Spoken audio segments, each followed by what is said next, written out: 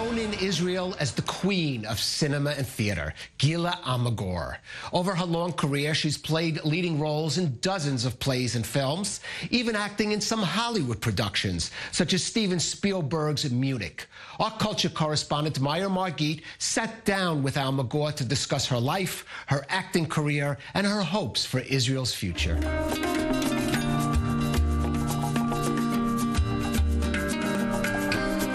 Gila Almagor, Agumon. I was born here in Israel in 1939. 4 months, after my father was assassinated by an Arab sniper in Haifa. My parents ran away from burning Europe. My father was German, my mother from Poland, and they met here, fell in love, got married. She became pregnant, and then he was assassinated. And that's how I came to this world. It started very bad, though.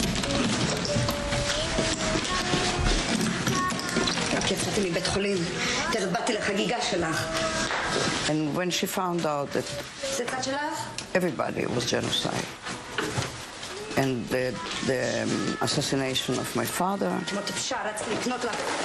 finished her. I mean, she became really mentally ill, and that's the mother that I met when I opened my eyes. The early years, we moved from one place to another. And while you moved to Tel Aviv, were you still in touch with your mother during that time? On my 17th birthday, before the general rehearsal, I came to Petah Tikva, and I said, Mama, please congratulate me. I'm 17 years old today. She said, how come? I said, today is July 22nd. She said, yes, you were born July 22nd. Good. And I said, on top of it, I'm going on the stage, professional stage tonight for the first time. She said, do you mean that people will pay to look at you? I said, yes.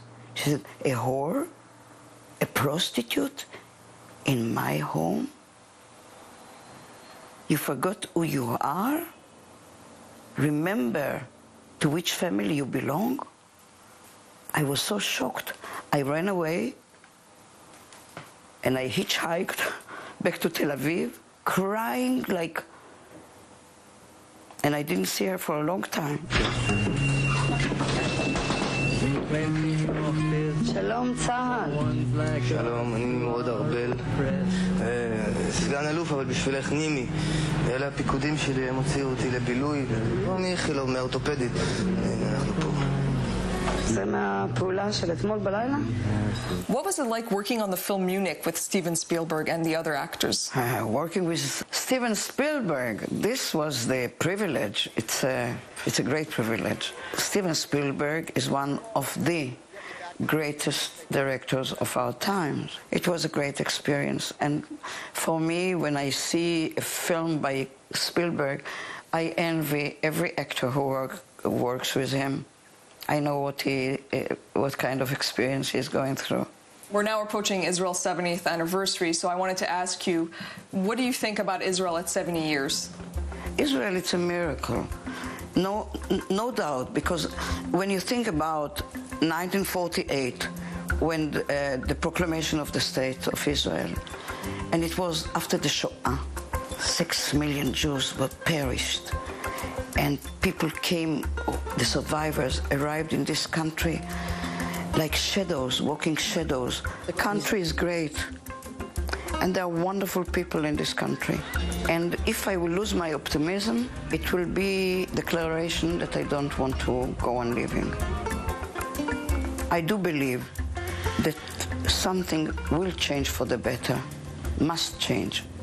We went through so many wars and operations, and we lost so many young lives.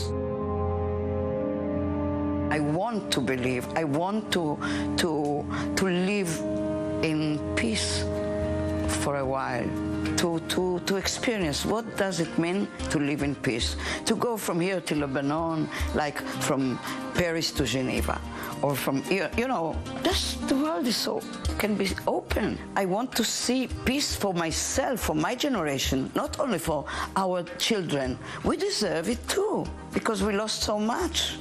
Thank you very much, Gila Almagor, for sitting with us. It was a pleasure. Thank you.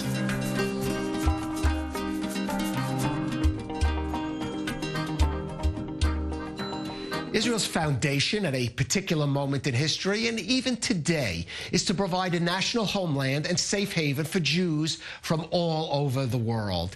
Its unique and sometimes controversial law of return, which was enacted in 1950, grants immediate citizenship to all Jews who choose to become Israelis. American Alan Gross immigrated this past year. He served time in a Cuban jail, charged with political crimes against the Castro regime.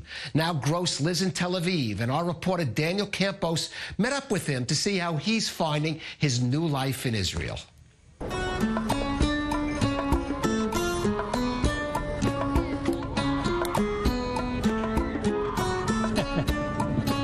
Almost a year has gone by since Alan Gross moved to Israel. The real deal. 3 years have passed since his release from jail in Cuba. The USAID contractor had been sentenced to 15 years in prison. His crime was bringing illegal technologies made in the USA into Cuba. Bring Alan home! Bring Alan home! In December of 2014, Alan Gross was released, ending 5 years of imprisonment, in which he lost 5 teeth and over 100 pounds due to malnutrition. And we are overjoyed that Alan Gross is back where he belongs. Welcome home, Alan. We're glad you're here.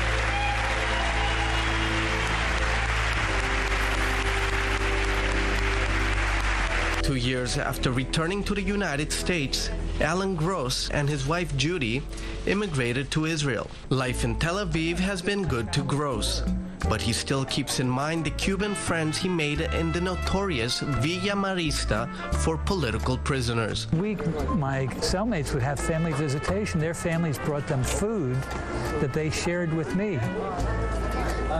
They sustained me. Their families helped to sustain me for 5 years. You know, and these are people who have nothing, and yet whatever they're able to scrape together, they were willing to share it with me. That says something about the people of Cuba.